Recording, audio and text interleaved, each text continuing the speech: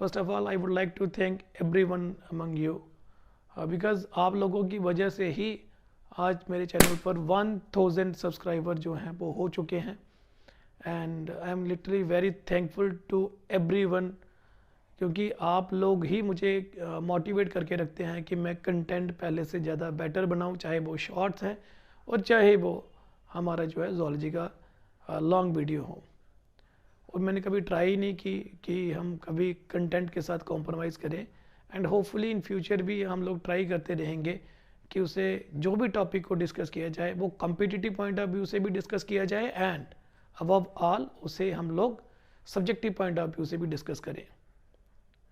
आज जिस टॉपिक के बारे में हम डिस्कस करेंगे, ये जो टॉपिक है वो एनसीईआरटी ने रिसेंटली इंट्रोड्यूस किया है in class 11th, that is amphibians. बच्चे, एम्फीबियन एक ऐसा टॉपिक है जिसे एक लेमैन जो पर्सन है वो भी जानता है, ऑल्दो वो उसे साइंटिफिक वे से नहीं जानता होगा, लेकिन हाँ वो उसके बारे में कुछ चीज़ें इतनी बेटर तरीके से जानता होगा जिसके लिए उसे स्पेशल पढ़ाई करने की ज़रूरत नहीं पड़ी होगी। वो क्यों? क्योंकि वो डे टू डे लाइफ में उससे इंटरेक्ट करता है, वो उसका लाइफ स्टाइल, उसका life cycle if you can से, तो उसे देख रहा है कि कैसे वो बड़ा होता है, कैसी उसकी बॉडी है, उसके बच्चे कैसे पैदा हो रहे हैं, कहाँ पर पैदा हो रहे हैं। काफ़ी ज़्यादा कंटेंट जो है वो उसकी नॉलेज में होता है। एक ड्रॉबैक क्या होता है कि जो आजकल के बच्चे हैं वो एक ही जगह पर मात खाते हैं। वो ऐसा है कि हम हर चीज़ को बुक में ढूंढने की कोशिश करते हैं। लेट्स से अगर 11th का कोई टॉपिक है और वहाँ पे हम रेप्टाइल का कैरेक्टर बोलते हैं, बर्ड्स का कैरेक्टर बोलते हैं, तो बच्चे जो मोस्टली ट्राई करते हैं वो होता है कि किताब का रट्टा मारना शुरू कर दो। आल्दो सबको पता है कि बर्ड्स हवा में उड़ रहे होते हैं, they are the master of air, उनमें विंग्स होते हैं, वीक होते हैं। You don't need to rote it from the book, क्योंकि आपको लैंग्वेज आती है। मैं बार बार बच्चों को बोलता हूँ, आप उस लैंग्वेज पे होल्ड कीजिए। हाँ, जो चीज़ें आपको दिखती हैं उसकी आपको नॉलेज होनी चाहिए, उसे आप अपने शब्दों में लिख सकें, और जो चीज़ नहीं पता उसे आप बुक से नॉलेज गेन कर सकें and then you can write it down in your own way. Anyhow, time waste किए बिना हम कंटेंट की तरफ आते हैं। और आज का जो टॉपिक मैंने पहले ही बता दिया, एम्फीबियन है। एम्फीबियन जो टॉपिक है डेट इज़, इसका नाम है एम्फीबियंस। एम्फी का मतलब बोथ है ना, एंड बियंस का मतलब बेयरिंग आर मोड। तो एक ऐसा ऑर्गेनिज्म जो टू मोड ऑफ जो लाइफ है वो गुजारता है। एम्फीबियन फिशेस के बाद आते हैं। तो फिशेस पानी में रहती थी, तो एम्फीबियन वो हैं जो पानी से बाहर आ चुके हैं। कंपटीशन इतना ज़्यादा हो चुका पानी में कि अब उसे लैंड की ज़रूरत है, लेकिन एकदम से वो लैंड में परमानेंटली नहीं रह सके, तो उनको पानी की भी ज़रूरत है और वो लैंड पे भी रह सकते हैं। तो डेट इज़ वो ड्यूल मोड ऑफ लाइफ को लीड करते हैं, पानी वाली भी और लैंड वाली भी। डेट इज़ वाई हम इनको एम्फीबियन कहते हैं। तो आज हम एम्फीबियन की मॉर्फोलॉजी के बारे में डिस्कस करेंगे। उसके बाद हम इसके रेस्पिरेशन सिस्टम के ऊपर बात करेंगे, डाइजेस्टिव सिस्टम के ऊपर बात करेंगे। वो छोटे छोटे अलग से वीडियो बनाएंगे, बिकॉज एक लॉन्ग वीडियो हो जाता है तो बच्चे बोर हो जाते हैं, इतनी ज़्यादा वो सुनते नहीं हैं। तो चलिए आज के टॉपिक के ऊपर हम आते हैं, डेट इज़ एम्फीबियन। बच्चे, ये जो आपकी स्क्रीन पर दिख रहा है यही है हमारा आज का टॉपिक, डेट इज़ फ्रॉग, जिसका साइंटिफिक नेम है राना टिग्रेना। और ये जो फ्रॉग का कंटेंट हम बोलने जा रहे हैं, इस टॉपिक को शुरू करने से पहले मैंने ये आपको बताना ज़रूरी इसलिए समझा because most of you should be aware about कि भाई ये ऐसा फ्रॉग है जिसे हम डे टू डे लाइफ में देखते हैं, बट कभी भी हमने इसके ऊपर फोकस नहीं किया कि इसकी बॉडी बेसिकली कैसी है, इसकी बॉडी की मॉर्फोलॉजी में क्या क्या हमने इग्नोर किया हुआ है।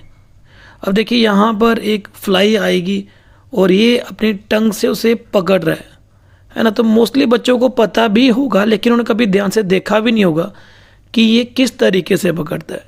इसकी टंग बाहर आती है और रोल आउट करके वो उस पर्टिकुलर फ्लाई को पकड़ेगी, देन अंदर जाती है।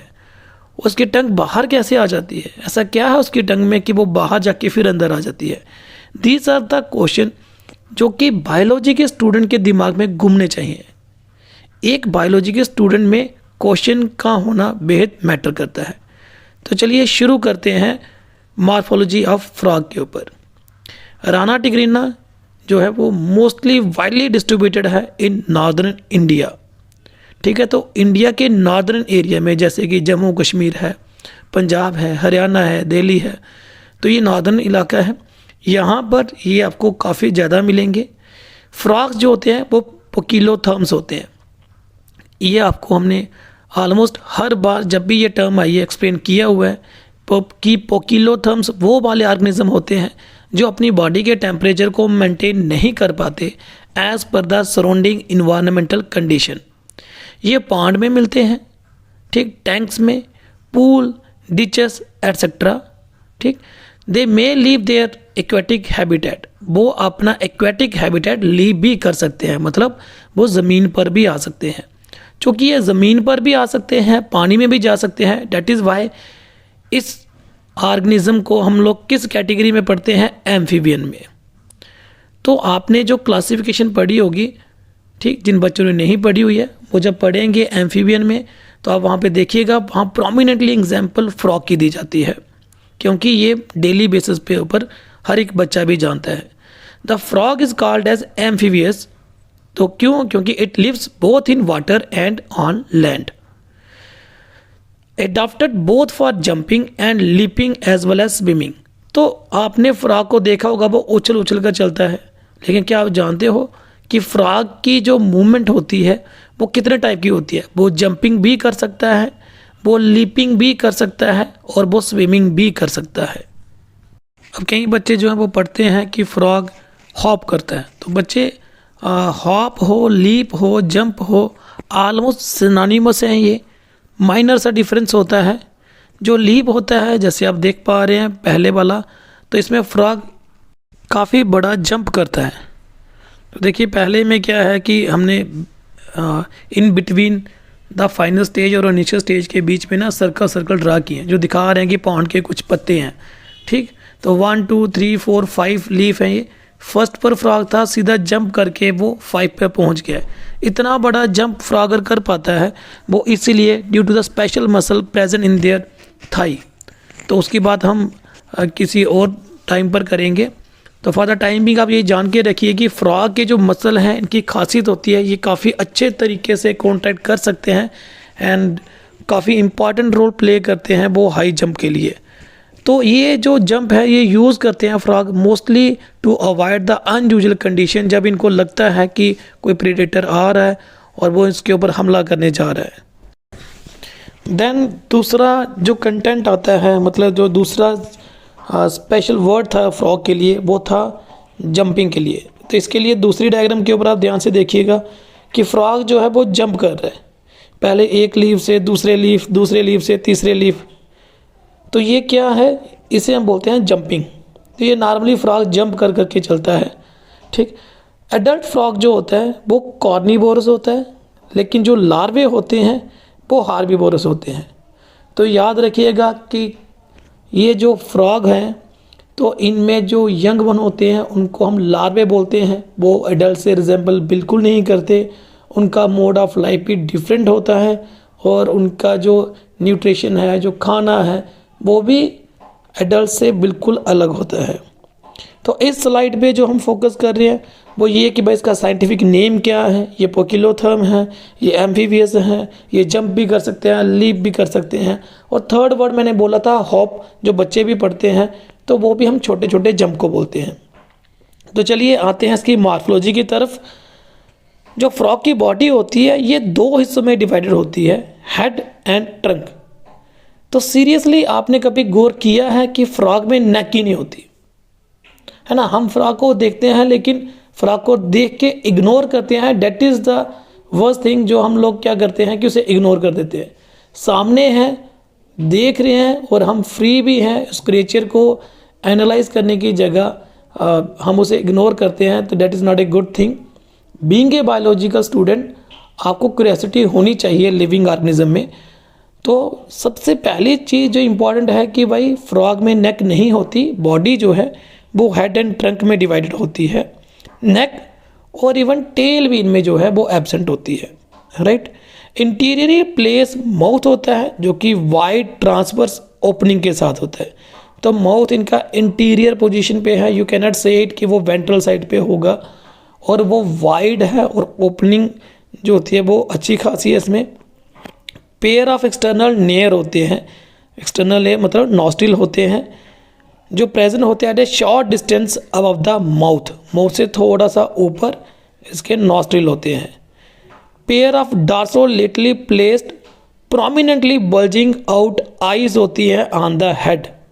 तो क्या है, इनके हेड के ऊपर डार्सल साइड पे, but not exactly on the dorsal, थोड़ा सा लेटरल, ठीक है, मतलब ऑन द साइड।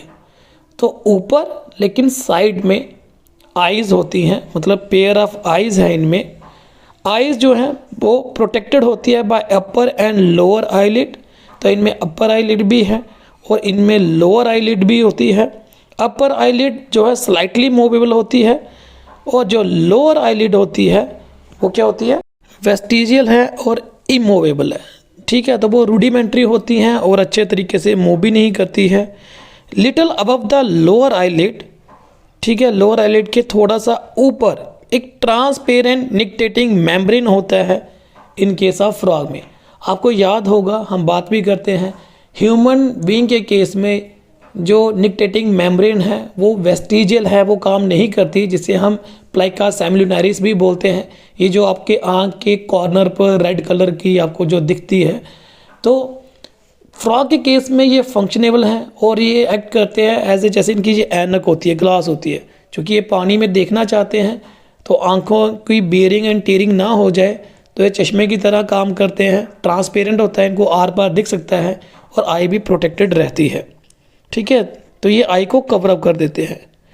आईज के पीछे, ठीक, और हर एक साइड पर प्रेजेंट होता है टिम्पैनम। टिम्पैनम का मतलब होता है ईयर ड्रम, मतलब पर्दा, कान का पर्दा।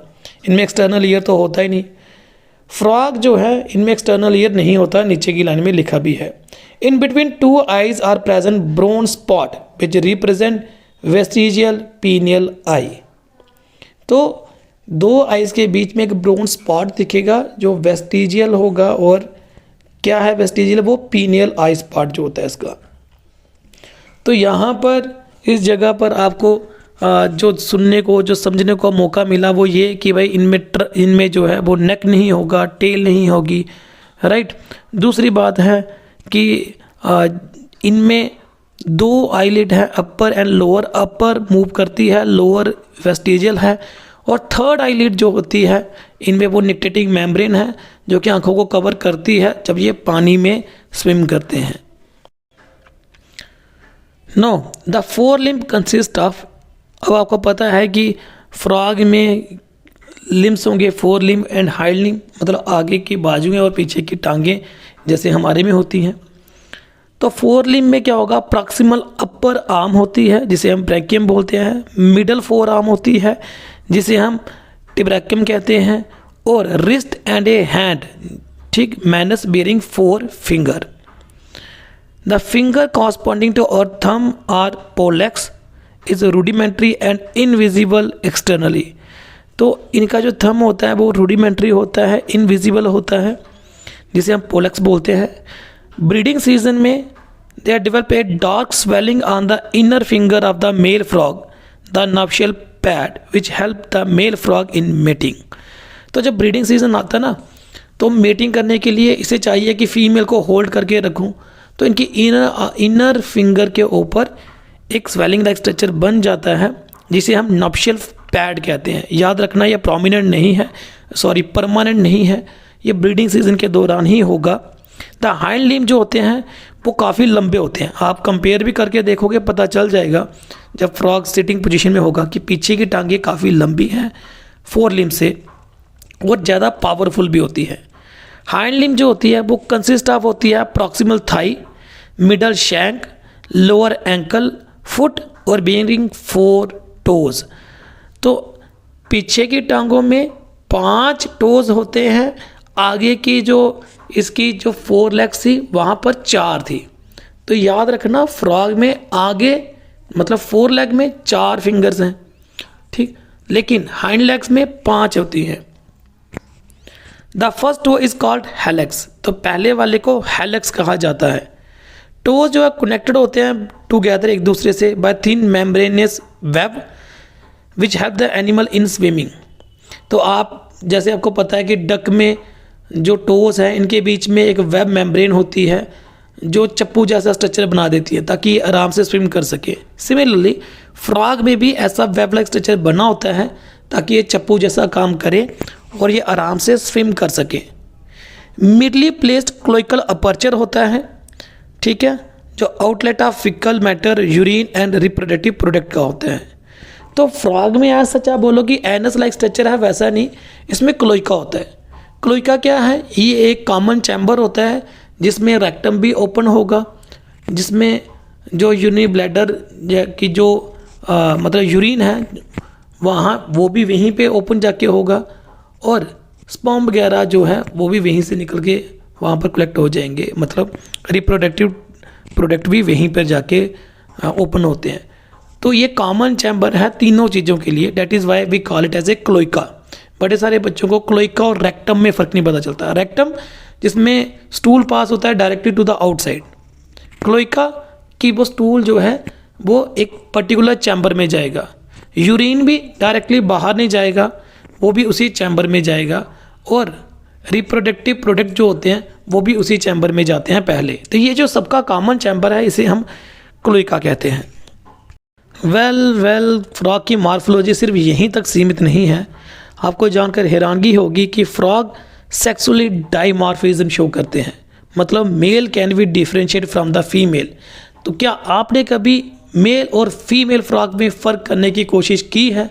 आप सब फ्रॉग को देखते हो, नहीं है ना?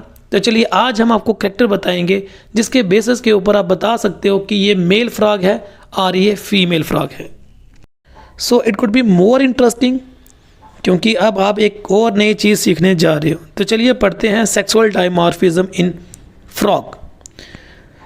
तो सम वेरिएशन होती है in the external characteristic feature by which male और फीमेल फ्रॉग को हम लोग एक दूसरे से अलग कर सकते हैं। मेल जो होते हैं वो नॉर्मली स्मॉलर इन साइज होते हैं और डार्कर होते हैं देन फीमेल। मेल का कलर ज़्यादा डार्कर होगा, ठीक है, और छोटे साइज़ के होंगे। मेल जो होते हैं वो स्लिम होते हैं वाइल फीमेल स्टाउट होती है, specially when they are bear eggs. Male croak loudly, male जोर जोर से आवाज़ निकालता है, क्रॉक्ड करता है ना frog. They have vocal sac whereas vocal sac are absent in female. तो फीमेल इतनी जोर से शोर नहीं बचा सकती।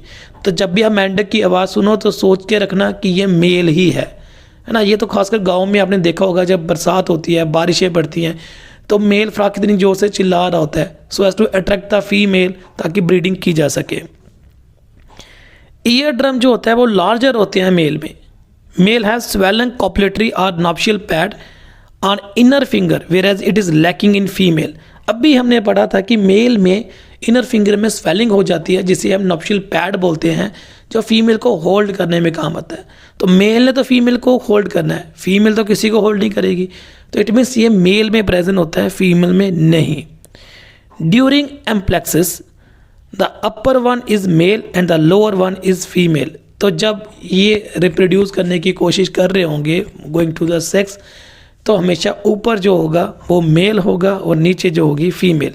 अभी जो यहाँ पर फोटो लगाई हुई है ऑब्वियसली इंटरनेट से ली हुई है, तो आप देखिए यहीं पर मेल जो है कितना छोटे साइज़ का है और फीमेल कितनी स्टाउट है और कितनी बिगर साइज़ की है, और मेल ने फीमेल को होल्ड किया हुआ है, राइट। तो यहाँ पर सेक्सुअल डाइमॉर्फिक के आप ट्रेड को क्लियरली देख सकते हो, पोजीशन वाइज भी देख सकते हो, साइज वाइज भी आप देख सकते हो, राइट।